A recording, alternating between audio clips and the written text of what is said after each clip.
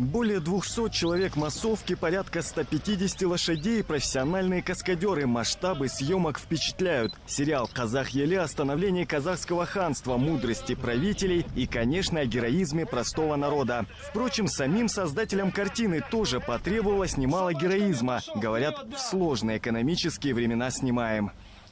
Процесс очень сложный. Историческую картину делать нелегко.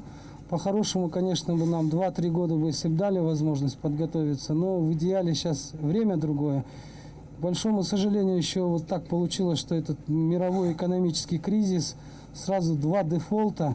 Но съемочный процесс продолжается, уже 40% материала готово. По словам Рустема Абдрашева, сериал выйдет на экраны следующей весной, чтобы многочисленных поклонников не подвести. Кстати, и от них, потенциальных зрителей, потребуется помощь. На специальном сайте открыт сбор денежных средств, необходимых для дальнейших съемок. Это краудфандинг по-казахстански.